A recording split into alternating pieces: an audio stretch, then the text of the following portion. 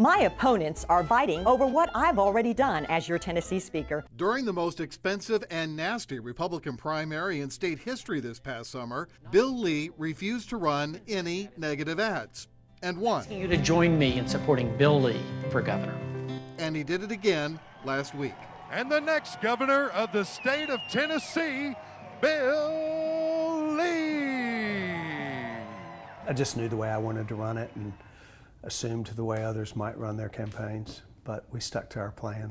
You sure did. I mean, I had to believe that even some of your political consultants at some point made you want to think about going negative. There were certainly conversations around it and a lot of outside thoughts and input. You know, you will have to do this. That was usually what I heard is, you know, you'll have to do it. You can't be a nice guy all the way through a campaign. But the plan worked.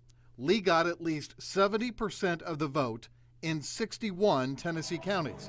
And his election night speech once again showed this outsider's unconventional side. I want them to know, every one of them, that from the bottom of my heart, I care about you and I care about your family.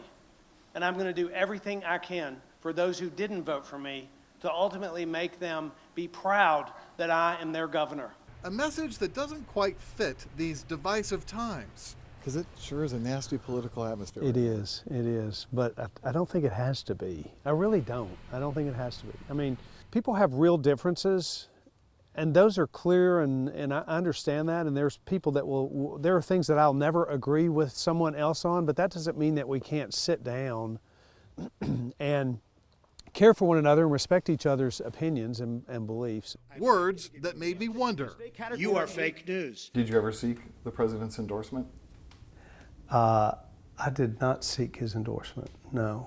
I got his endorsement after the primary, but I didn't seek his endorsement. But he did seek and got the endorsement of Shelby County School Superintendent Dorsey Hobson, another unconventional move during the campaign by this conservative Republican. Does Dorsey Hobson have a role in the Bill Lee administration? He has a role in, we talk, we've become friends, and I have a great deal of respect for his expertise, and I talked to him just yesterday, and in getting thoughts from him.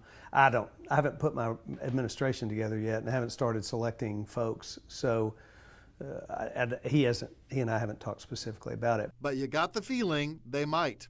Lee is embracing the life changes he's about to make, including his main address. What's it going to be like? It'll be really different to not live on this farm. I've lived here my entire life, all but just a few years, and grew up here and raised my kids here. And say goodbye to the $450 million company he built. You just completely disconnect from your company, and that's exactly what I'll do, and someone else will run it, and other people will operate it, and I will leave that. And again, that's bittersweet, but it's the right thing to do. Lee says being Tennessee governor is a calling. He'd successfully built a home services company, raised 4 kids, has 5 grandkids. Then 3 years ago, while on a task force for prison sentencing reform, it hit him. I began to think, what if I could use my life in a bigger way to impact even more people? And that's when I really started seriously thinking about public service. This governor-elect says to be judged a successful governor 4 years from now, poverty and prison reentry rates must be down. Literacy rates and students in vocational education must be up. He knows he has 4 years. God bless the great state of Tennessee. Thank you. Thank you.